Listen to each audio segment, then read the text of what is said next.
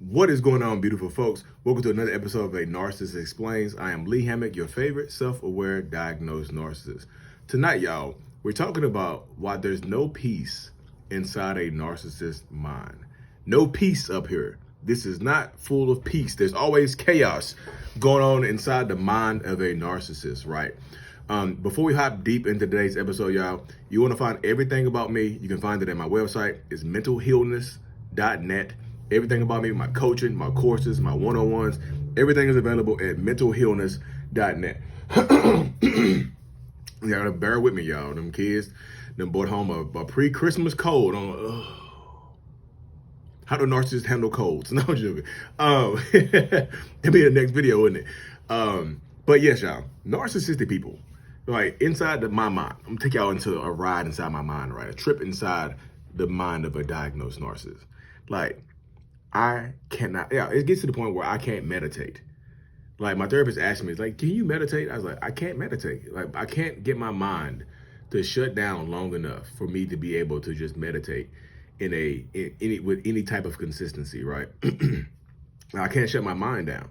Like, there's always something to be, there's always a thought to be thunk or thought or thought of, right? And there's just no peace in my mind. I just don't think, because most narcissists, most of the ones that I know are just never satisfied, right? So if we're never satisfied, there's always something that we're going towards. It's always something that we're trying to achieve, even if we don't know what it is, right? Just because we're trying to achieve something doesn't mean we know exactly what we're trying to achieve. And I know that it can sound backwards to a lot of people, but it makes sense to a lot of people as well, right? Because if you get inside the mind of a narcissist, you start to understand, like, damn, that's kind of crazy, right?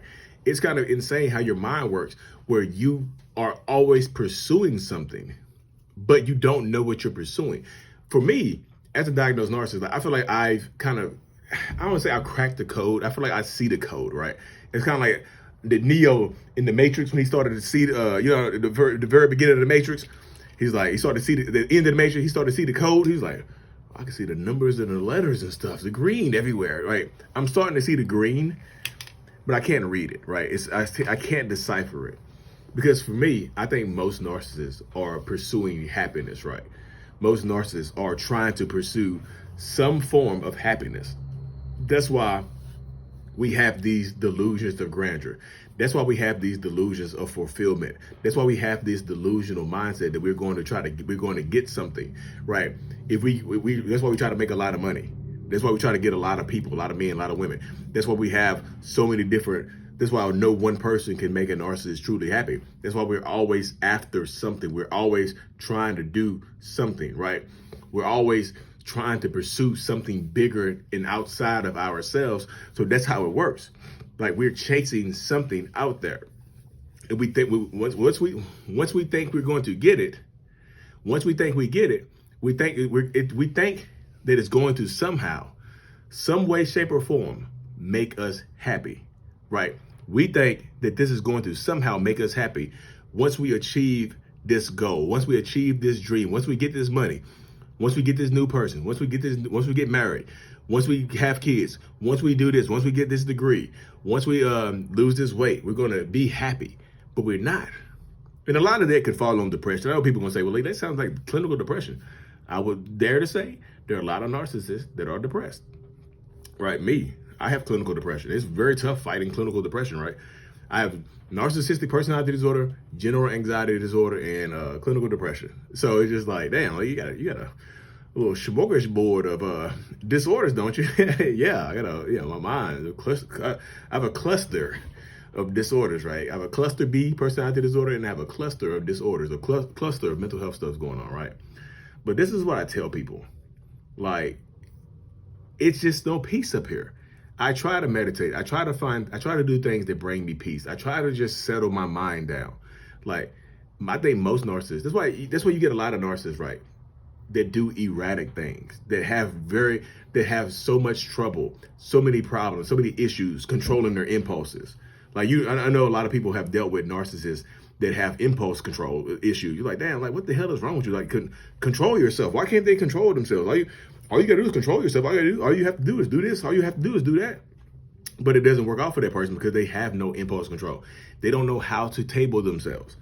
They don't know how to turn it down, right? They don't know how to turn the stuff down when they don't need it. They don't know how to operate when they don't need it. It's a very unique type of mindset. It's a very unique type of thing to deal with.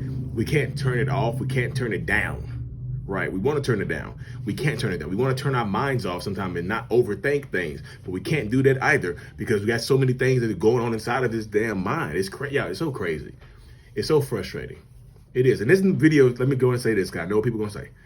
This video right here is not trying to make, I'm not trying to make you feel sorry for the narcissistic person in your life. Because when people start to feel sorry, you start to take people back into your life that don't need to be there, right?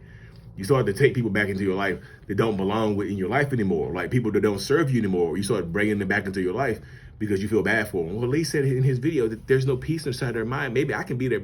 You can't be their peace. You can't, no matter how calm you are. I had a woman comment the other day, said a narcissist, she said a narcissistic man needs a woman to calm the beast inside of him. I'm like, woman, no, the hell they don't. You could calm the beast inside of them? What the hell? No, they don't need you to calm them down. Like, you want to be a punching bag? That's what it sounded like she wanted. It sounded like she was volunteering to be a punching bag for a narcissist. I was like, girl, come on now. Come on, we gotta be thinking clearer than that right there. 'Cause that's a wild thought process. Like, gotta settle the beast inside of him. The beast? You want to settle the beast? No, we're not settling. Yeah, we're not settling beasts. We're not doing that. Like, don't sell. We're not selling the. If somebody can't control their impulses, it's not up to you to be their punching bag or their emotional outlet. Because who do you vent to? When you're in pain, when you're hurting, when you're sad, who the hell do you vent to? You see what I'm saying? Why do they get to vent to you, but you have nobody to vent to? You got to go to a therapist, right? But they take it all out on you, where you have to take it. You have to bottle up what they put onto you, and then you have to take it plus your own stuff. You have to take that and go to a therapist's office and work through not only your own issues, their issues on top of it. So that's what I'm just telling people, like, give yourself that space and grace. Give yourself that peace. Give yourself the separation that you need from some of these relationship dynamics, y'all. Because at the end of the day, it can help bring you so much more peace when you get to that point where you understand what you're going through and how to survive and how to thrive and things of that nature. It's extremely important as you're learning, as you're growing, as you're healing, as you're thriving, as you're learning to thrive.